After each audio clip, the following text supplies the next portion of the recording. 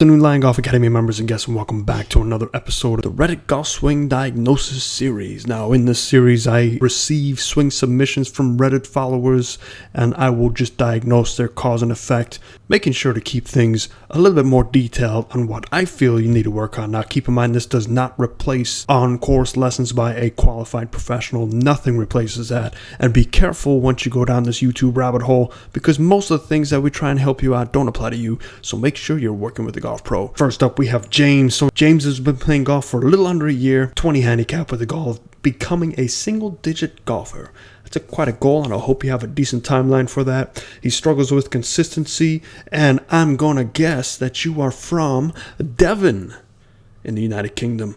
I kind of cheated because you actually said you're from Devon. I'm going to chalk that up for a win anyway. But let's take a look at this motion. Now, while I'm looking at this motion going back and forth, what I'm looking for is the centeredness, is the rotation, is spine angle. So are we losing any part of that? You do a pretty decent job. You're kind of coming into the golf ball a little bit, and that might have something to do with the arms. The arms seem to be kind of flailing back there a little bit too much, and that's going to pull your momentum off. It's going to pull your centeredness off. But let's start from the beginning. Going to draw some basic lines, and that's a pretty big line today. I don't know why it's so big, but we'll take it. There's your spine angle line, there's your back brace line, and let's just look at the overall. Arms are low, they get a little bit stuck over here, and you have to kind of stand up ever so slightly to make some room for them to kind of go through that impact zone. So initially, what I would imagine right off the bat is you got to get those arms in front of the chest at all times and a little bit higher. Now, that's all depending on your range of motion and your ability to separate your hands from your chest. Footwork is pretty good here. I'd say slightly on the toes, but it's not too bad. As you drive into that target, do we get that weight on the back left heel? Kind of. You can kind of see it going there. It gets there eventually, but you can see your momentum. Look at how much you're standing up, and that momentum's pulling you into that golf ball instead of away from that golf ball. So if you look at really good ball strikers, they're able to stay in that posture. I have some posture drills that I can forward you if you're interested. Let me know in the comments below, and I will definitely help you out with that. Let's look at the motion from the face on, because I think that's where we're going to see a lot of your problems. But let me just check one more thing here. Let me check your heels straight up. Okay, supporting the hip trunk, so we're good. Let me pop up the other video 1 second. Okay, Devon, so we got a little bar in front of us, but we will make it work. Your setup looks slightly off in terms of connection between the core and your hands and the golf ball. That's a slight bit of forward press, so there's going to be some manipulation to catch up to that. The arms definitely go a little bit too far back, so that's going to cause some spine angle issues and some rerouting issues and a little bit of a flip at the end, but that is also partly due to that forward press. So let's just draw this huge obscene line on the right side.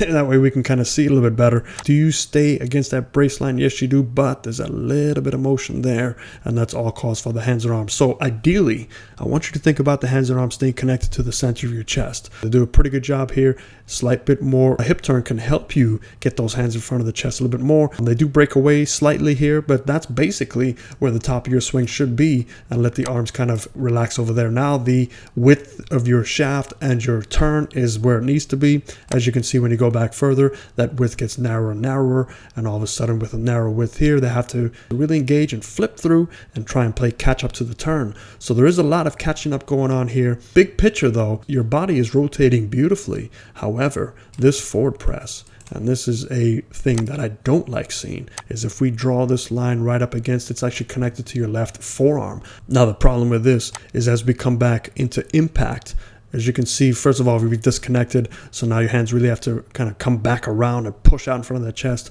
But now this is where your hand should already be touching the right hip, and then you can just go keep on turning and let that body turn help you square that club face. But because you've got a little forward press, that golf ball now connected to your center should be there. Now we have to activate the hands even faster, which you can see you do in a couple frames here. There's one, there's two. So they've actually really tried to throw to reconnect. I'd say all in all, you've got a pretty solid motion to start with. Definitely work on some setup drills. So making sure that ball position is related to your center. If you look at this, that's where that ball position should be. So you're already starting with about 4 or 5 golf balls too far back, which already you have to flip at it, but then your arms disconnect from your power source, so you have to flip at it ×2, and we don't want ×2 flipping. We just want to rotate and keep our hands up with that chest turn. So my recommendation, go see a golf professional, go have them look at your fundamentals, and also give you some drills to help you keep your hands in front of your chest. But I also have some posted here somewhere on my YouTube channel. I can go and link it to you if you are interested. Other than that, best of luck to you. Let's see who is next. Alrighty, next up is Luke. Luke, welcome, and thank you for the nice white screen. It's very high resolution. I'm going to guess you're also somewhere in England just because you put cheers at the end of your email, and I'm assuming that's from England or Australia. Looking at those trees, though, those do kind of look like eucalyptus trees, so I'm going to just throw it out there and say you're in Australia. If I'm correct, let me know if I'm wrong. Just let me know I'm correct. That boosts my confidence up. But let's take a look at what your email said.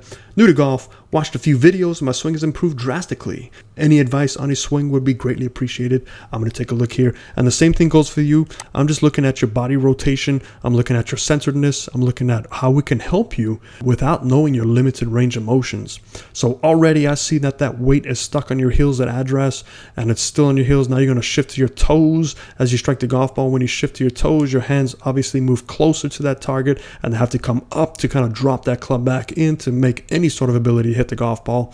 You can see here, once we realign this, you can see that when I put my heels, or your heels in this case, up to the top, they're supporting in front of your hips. They should be supporting behind your hips, because look at all that mass that's stuck behind you. Now that mass is going to be carrying you through your backswing. It's still there, but as you come on into it, you have to start standing up to create that room, because you don't have enough room to swing and turn and drop those hands down.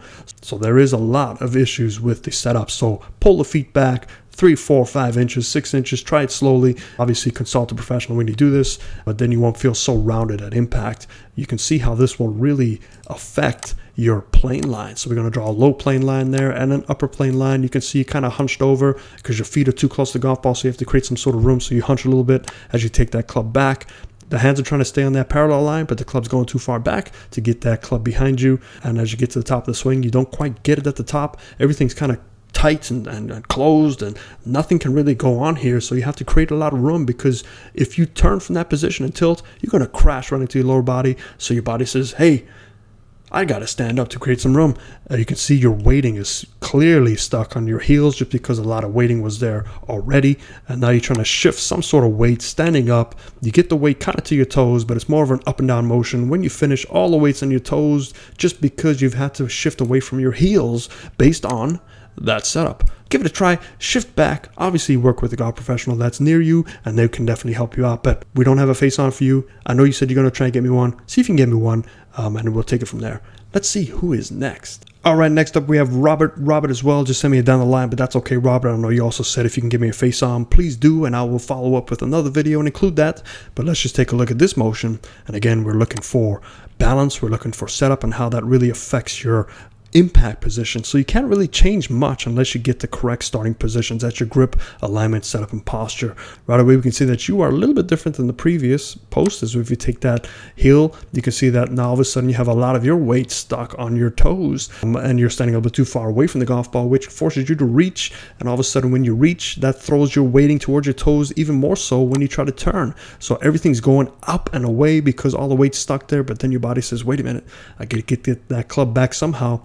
And now you're stuck on your toes. The club is in a decent position, but then as you come on through, it's still very toe based, and you cannot get any sort of weight going to your heels. So everything is stuck up and away and out, and that causes a severe outside in motion. You can see your body's leaning towards the golf ball with the upper body. There's not enough weight shift going on here. You're getting stuck, and your hands have to flip. So when your weight gets stuck severely on one side, that limits the rotation, because now the motion is trying to create room either way. You're trying to stay stable so you don't fall flat on your face. So your body's just trying to stop rotation and just trying to hit that golf ball with hands and arms. So before you can go anywhere, you really need to take a look at the way you're setting up with the golf ball. Now you're the opposite, so move slightly closer to the golf ball, feel the weight more inside of this region here. So I'll draw a little line there, so they're not so stuck on all the way in your toes, and move more to the center, and that's really going to help you establish that turn. Another thing to add is when you are reaching for the golf ball, your hands are higher, which brings your plane a little bit tight, so you can see there's not much room to work with anyway. Now I got to get that club lower to at least feel like it's going inside, but you can see from here you've reached that top plane line, but your weight's so far in your toes that you have nothing really to work on, no tilting, very little turn. And that tilt is what's keeping your arms from coming down into that slot. But I would also imagine on that face view, we can see your hands going too far back relative to your turn. And again, this all has to do with the correct setup, the correct weight distribution, and getting down to the golf ball with your body instead of your hands. You can see this leaning tower that you have. That's all you can tell. That weight is still stuck in your toe. So the weight's not helping you out. Then you cannot change anything until you get that sorted out. So check your ball position, check your weighting in your swing, make sure it's adequate distance to allow you to turn and tilt, and then from there you can work on connection and keeping things together to strike the golf ball. Hope that helps everybody. If you're interested in this, you can send your face on it down the line to the link below, and I will put your video in the line. Now keep in mind, we are stopping this series at episode 50, so we've got about 6 or 7 series left, so get your things in right away. And I'll still continue every now and then to drop one of these, but I'm going to focus more on swing development and tips and drills, because it seems like most of you prefer that better. If you like this, hit that like and subscribe, and I will see you next time. Fairways and greens.